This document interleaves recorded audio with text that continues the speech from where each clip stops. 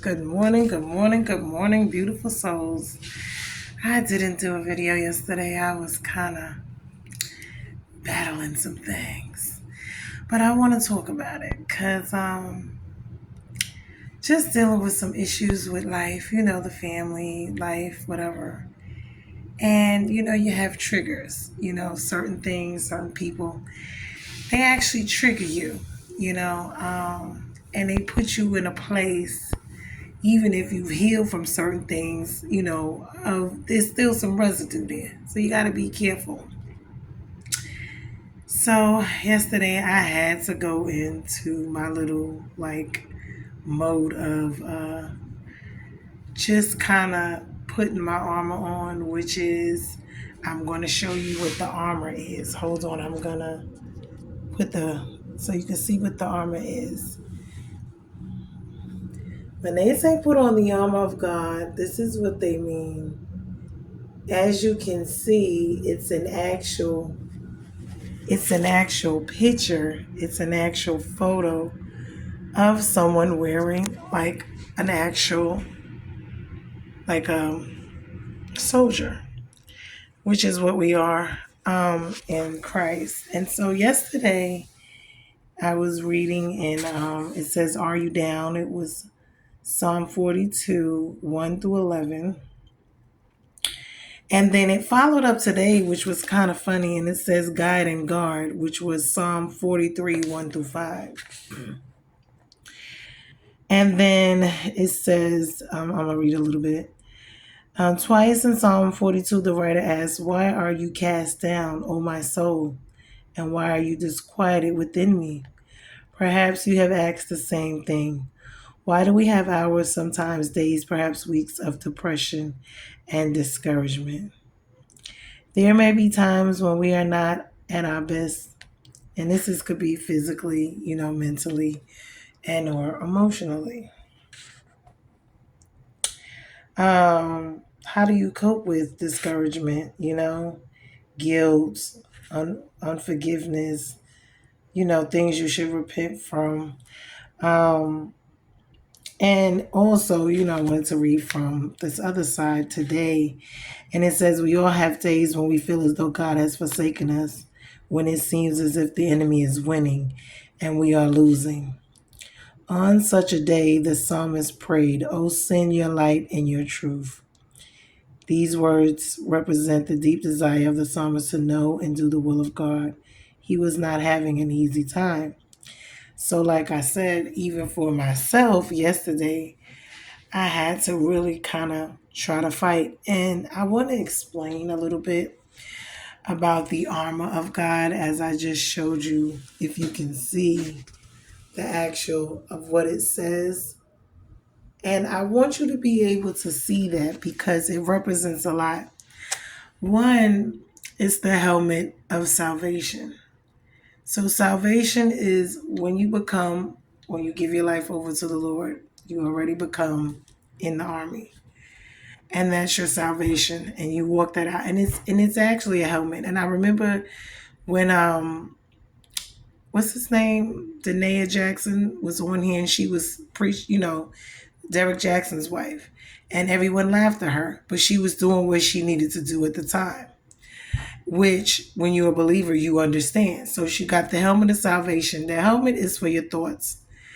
It's to protect yourself from the outside world and the thoughts. But also, it is something else that I wanted to look at because you can put on all of this, but whatever's going on the inside of you is still going to be an issue. See? So I'm going to get to that. Then you have the breastplate of righteousness, which is when you have salvation and you're working right with the Lord. That helmet of salvation is the helmet, and then the breastplate of righteousness is what you're walking in. So this is the armor, and it's describing exactly what it is and what it does. Then you have the belt of absolute truth, meaning around you. It's like a belt. And truth is always, they say, it cuts like a double-edged sword, right? Nobody likes the truth. But God is truth. He's righteousness. He's salvation. You have the sword of the Spirit, which is the Bible, because that is the sword. And the Bible, it cuts like a double-edged sword. It is the sword. That is what you use against your attackers. You give them the word. You use your sword.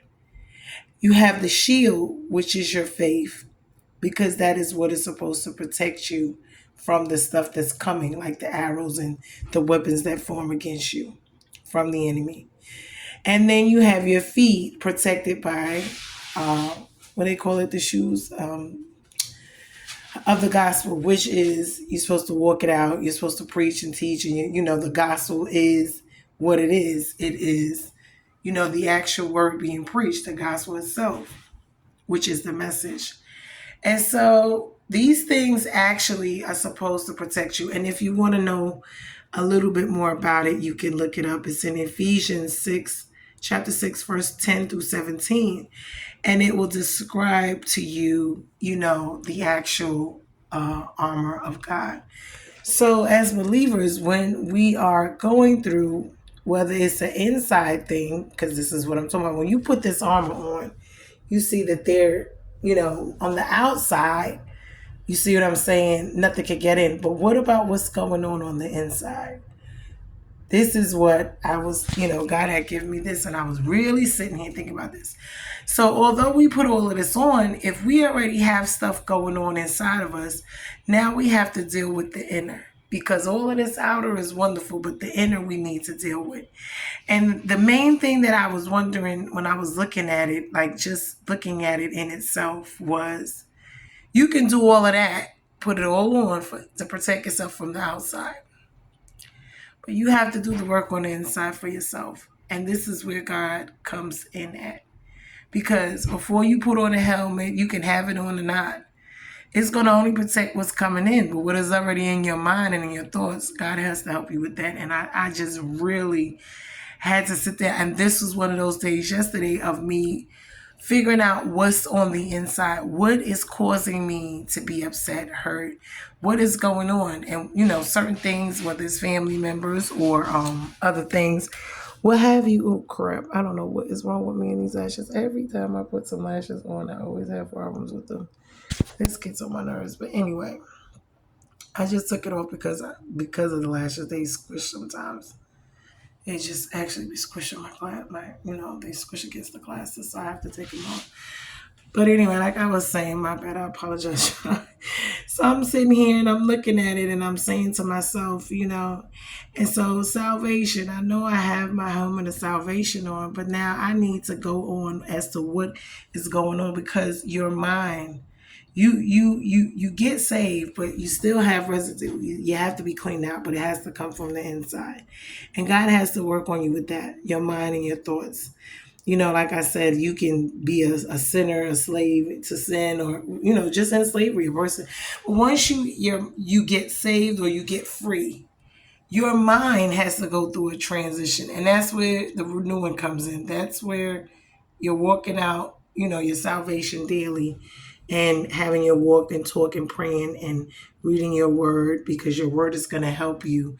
That is your sword. It's going to help you renew your mind, change your thoughts.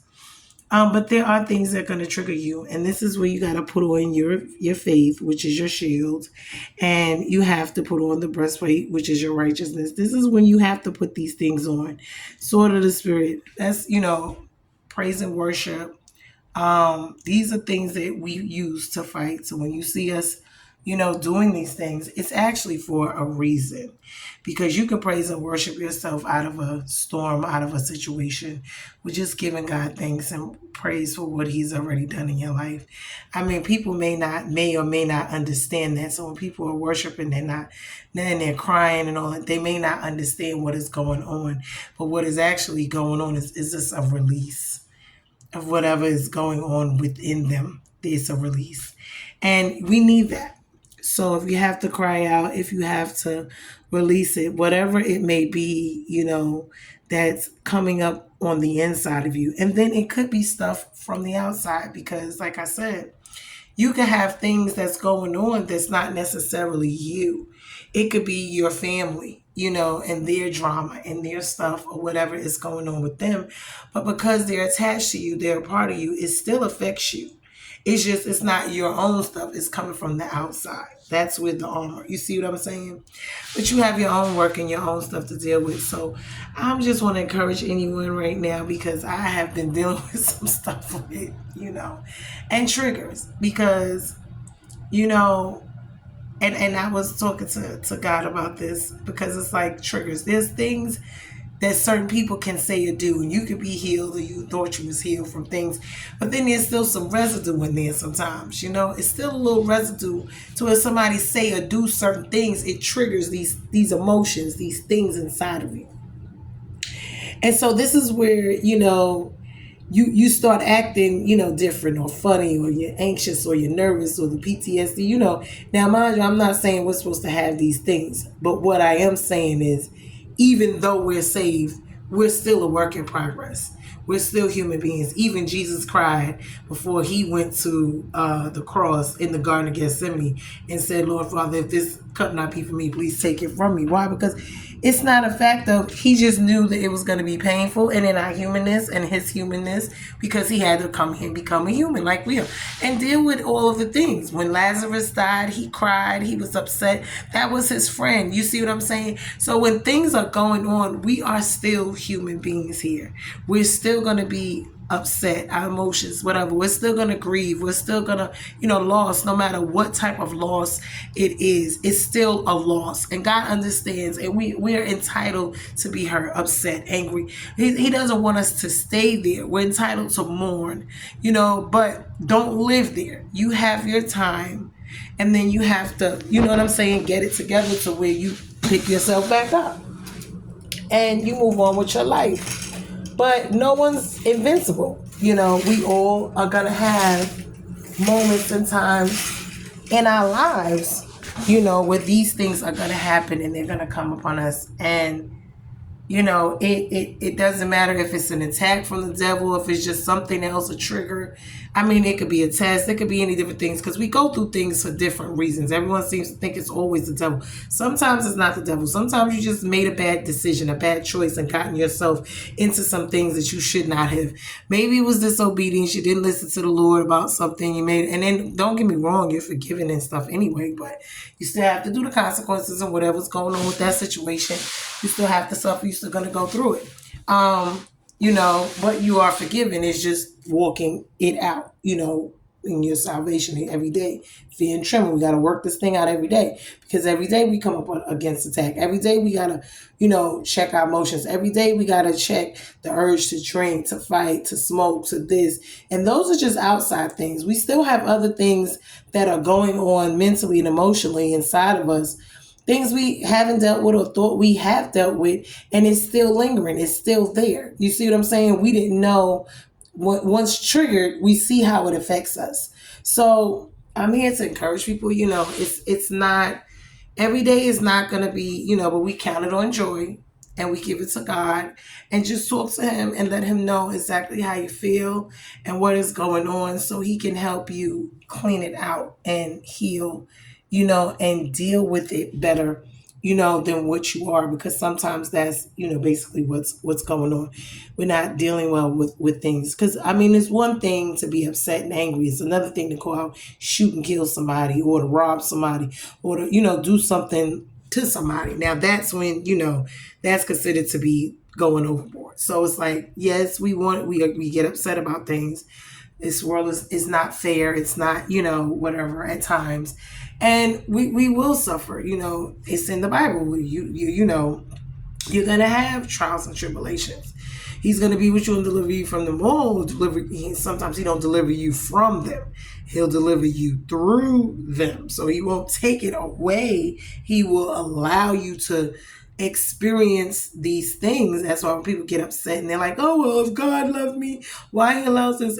It's not that. It's we live here in the world, and sometimes things happen, and a lot of times it's our own fault. I'm just going to be honest with you. A lot of the storms and things we deal with is usually, a lot of it has to do with us. Decision making. We get upset, we get angry that we done did this stuff and it ain't what we should have did, and now we get mad at God and we're like, oh, well, why? Because you didn't listen. You should have. That was not the way to handle that. You see what I'm saying? You can't create the storm and then be mad when you're in the storm with God about it. It's like you can't do that. So it's something. I tell you, this whole walk, this whole situation, it's really really something. But like I said, stay in your word. You got to have people and things around you that's going to keep you grounded, people to pray for you, people you pray for, because that's another thing. Having the support of people who are good in the word. You need people that are stronger or seasoned in, you know, these people who've been through some of the things that you've gone through and you're just now going through them as a babe in Christ. You're going to need, and that's with anything. That's even if you're at a job and, you're just learning the job and someone there who's been there, the employee has to train you. And this is why we need each other, because there's so much that I may know, but then there's so much more that I don't know that I need, my sisters and brothers to help me with, and this is why I, watch them. I listen to them. I'm inspired by them. It's a lot of things, nuggets that they give me, whether it's, in my word or if it's online or whatever the case may be. I can meet someone or at the church or wherever, you know what I'm saying? If it's my grandmother, whatever it is, there's always someone older. And I tell people, because see, nowadays, the young people, they call us old, they disregard us, and they don't understand the gems, the jewels, the nuggets about life that we have. If you sit up under people who are older than you or people that know more than you about things, honey, you will get a lot out of life, because these people can enrich your lives in ways that money can never buy. You see what I'm saying? These things are priceless. These things are worth so much more, because everybody thinks every gift is supposed to be about $1. No, someone could pour into your life mentally, emotionally. They can pour into your life physically. It doesn't matter. It could be more than just about finances. And this is what we always put a monetary value on everything here, but life is more than just about the monetary. See what I'm saying? It's about so much more. You can deposit things in people's lives just by giving them a kind word or a word of encouragement when they're going through, being someone they can lean on to just have a conversation with about whatever's going on in your life. And people don't even see that, because they see if you're not giving them money or whatever all the time, you have no value, to them. And that's just not true, because you can have someone who don't have the money, but they have so much other stuff that they can give and pour into you, into your soul. And that soul food is what they call it. And that's more priceless than anything, when I tell you. So I'm just sitting here, like I said, I'm trying to give you guys just something of what I'm, dealing with myself. I have grown kids. I have, I have one with me, but I have 4 grown kids and I have a grandson, of course. I'm still not divorced yet, but I'll be 45 years old this year, so I'm not, so I'm just a little young spring chicken. I've lived life too, you know what I'm saying? And stuff happens, whether it's my siblings, whether it's my kids, my nieces, my nephews, things go on in life, and you have no control over other people. You can love them, you can give them and pour into them. And, just like yourself, you have to make your mistakes and learn, and you have to, go through things in life. But you can't help and save, because it's not your job to help. Well, you can help, but you can't save them. Their decisions are their own to make. And whether you like them or you don't, whether you agree with them or not, people are actually grown and they're just going to do what they want to do. And sometimes they do stuff and it's not good and it hurts you, and, it may have a damper on the relationship. It may strain it. It may tear it up. It may, whatever the case may be, but you may mourn it, the loss of it, or be upset just about what's going on, because it